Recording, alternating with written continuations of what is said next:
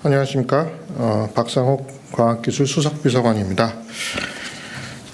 오늘은 주요 국가 전략기술 분야의 미래 전략 수립과 연구개발 수행을 위한 체계에 중요한 변화가 진행되고 있어서 이에 대해 설명드리겠습니다.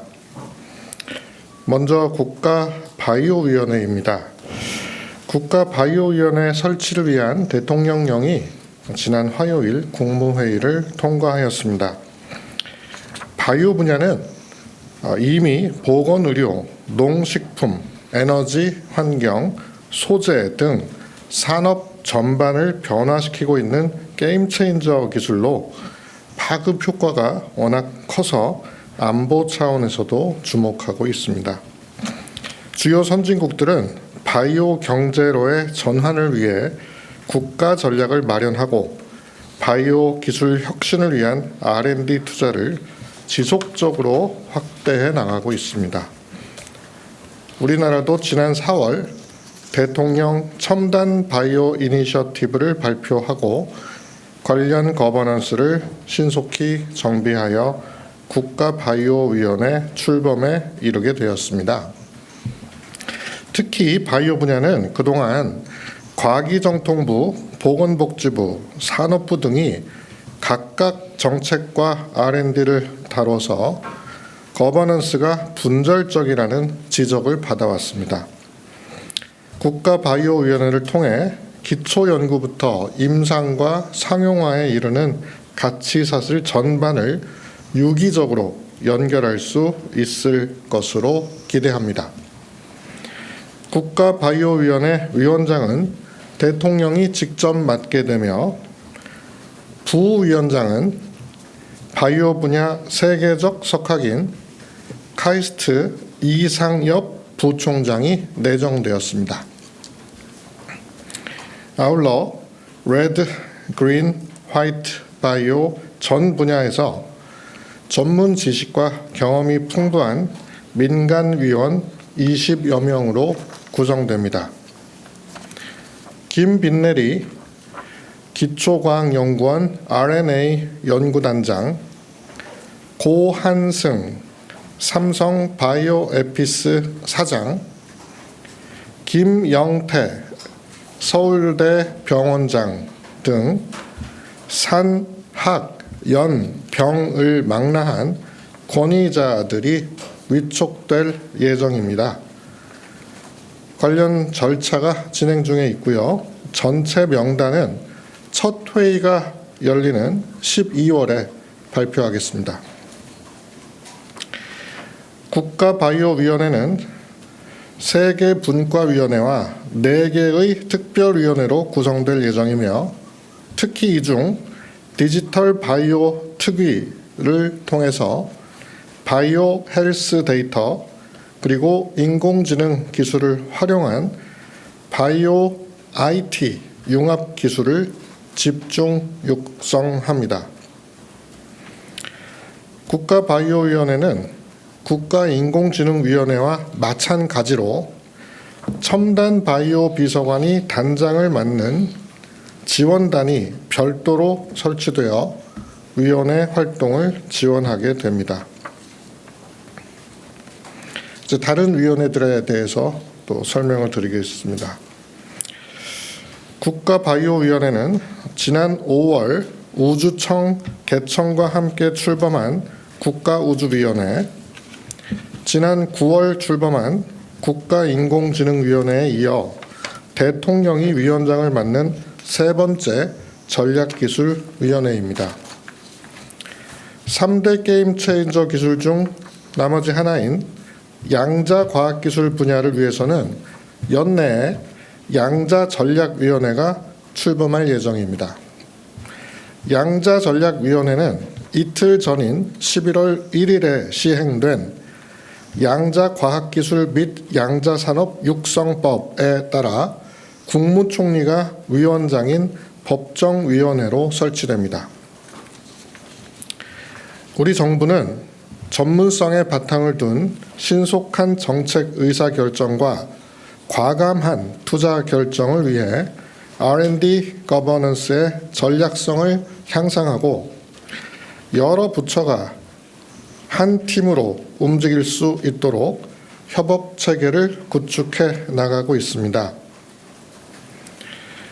이에 우리나라 과학기술정책 최고위 기구인 국가과학기술자문회의 및 심의회와 신설된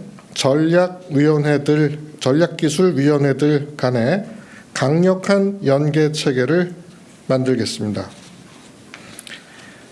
앞서 말씀드린 4개의 전략기술위원회는 소관 분야의 중장기 계획과 투자 전략을 제시하고 범부처 협업 사업과 과제를 기획하게 됩니다. 그리고 국가과학기술자문회의는 각 위원회가 제시한 투자 전략과 의견을 존중하여 주요 정책 및 계획을 심의하고 차년도 연구개발 예산을 배분 조정하게 됩니다. 이러한 연계 구조를 가동함으로써 연구개발 사업의 기획과 예산 심의를 사실상 연중 상시 진행하는 효과가 있어서 R&D 예산이 적시에 필요한 만큼 지원될 수 있도록 하겠습니다. 이는 국가 R&D의 효과성과 효율성 제고에 기여할 것으로 생각됩니다.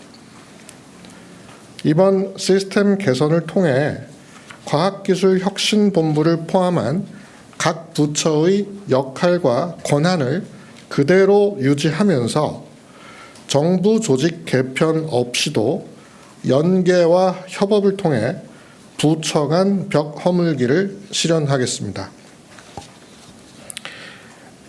아울러 이러한 위원회 간 연계 모델은 향후 2050 탄소중립 녹색성장위원회로 확산해서 탄소중립 R&D에도 적용하는 것을 적극 검토하겠습니다.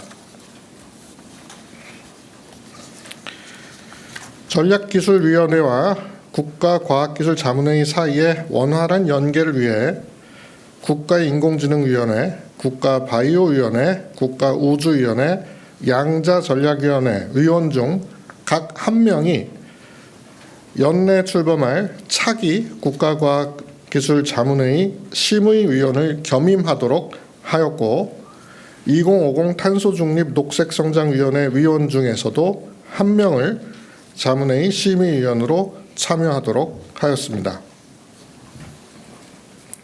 전에 없는 속도로 발전하고 있는 기술 변화에 선제적으로 대응하기 위하여 차차년도인 2026년에 반영할 다부처 R&D 협업 예산, 각 부처별 R&D 신규 사업에 대한 기획을 각 위원회를 중심으로 이미 시작하였습니다.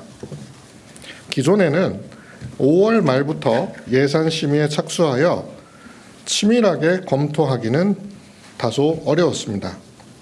새로운 체계에서는 각 위원회별로 예산 심의를 위한 기초 작업을 충분한 기간 동안 수행하고 이를 부처별 예산 요구서에 반영토록 하여 부처별 지출 한도의 책임성을 높이고 국가과학기술심의회는 범부처 우선순위 및 종합조정에 집중토록 하여 보다 충실한 심의가 이루어지도록 개선하는 것입니다.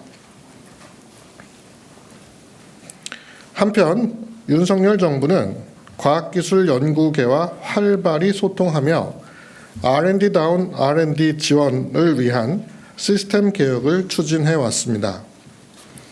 이에 그간의 개혁 성과를 알리고 윤석열 정부 후반기 정책 방향을 공유하기 위해 국가과학기술자문회의 주최로 국가과학기술혁신생태계 고도화 대토론회를 11월 19일 오후 2시에 개최할 예정입니다.